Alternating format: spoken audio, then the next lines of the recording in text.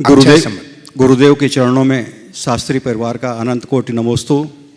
प्रश्न पे आता हूँ गुरुदेव कि खट्टा या मीठा अचार में कितना सारा एडजस्टमेंट होता है।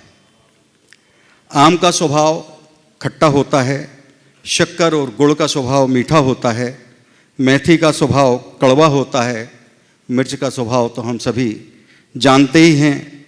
नमक की प्रकृति में लवणता है, राई की प्रकृति में कसैलापन है, फिर भी अचार ने कितना अच्छा सामंजस्य बिठाया है कि सभी को अच्छा लगता है। हे गुरुदेव, हम जॉइंट परिवार में नाना प्रकार के सबके अपने अलग अलग मन रहते हैं, लेकिन कैसा सामंजस्य बनाएं कि कम से कम अचार की मधुरता हम सब में ऐसी ही बनी रहे। अब आज जो आपने बात उपस्थित की अचार की, बहुत अच्छी बात की कि आम की खटाई और शक्कर की मिठास, उसमें नमक है, मिर्च है, राई है और मेथी है, सब मिलकर के मधुरता देते। ऐसी मधुरता हमारे अंदर कैसे आए?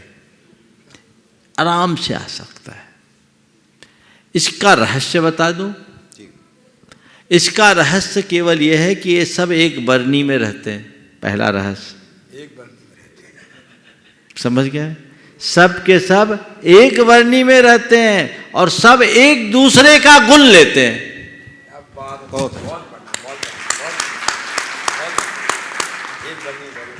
बस एक घर में रहो, एक झंडे के नीचे रहो, एक बरनी में रहो और एक दूसरे का गुण ग्रहण करने लगो, तुम्हारे यहां भी अचार की मिठास आएगी। और एक बात बोलूं, अचार खाए तो हमें बहुत साल हो गए लेकिन अचार जो खाए हैं उनको बोलता हूं, सब एक बरनी में रह करके मिक्सअप होते हैं, लेकिन उसके साथ भी सबका अलग अलग स्वाद का आभास भी होता है। आम की खटाई का, शक्कर की मिठाई का, मेथी के कड़वेपन का और मिर्च के तीखेपन का, नमक के नमकीनपन का भी आभास हो जाता है। होता है कि नहीं? होता है। तो यही है समष्टि में भी एकता बनाए रखना।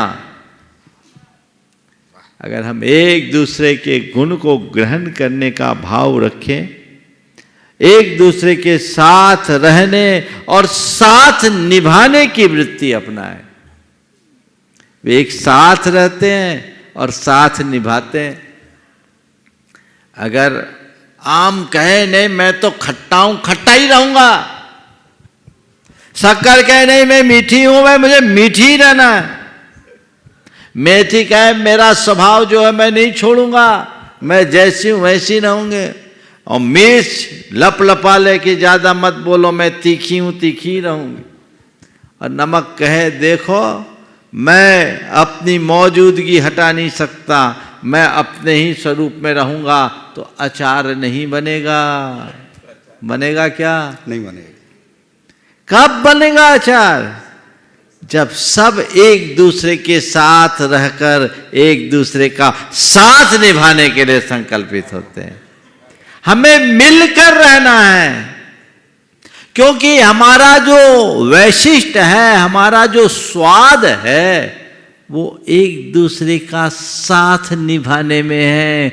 अलग होते ही स्वाद बिगड़ जाएगा। इसमें हमारी स्वतंत्रता भी है और हमारा सौंदर्य भी है, स्वाद भी है, शक्ति भी है, सब चीजें एक साथ है। तो जब हम वैसी मनोवृत्ति अपने भीतर जगा ले, तब मजा है। जब एक बरनी में ये आ जाते हैं ना, तो ये अपने आप को हटा करके अचार को ध्यान में रखते हैं।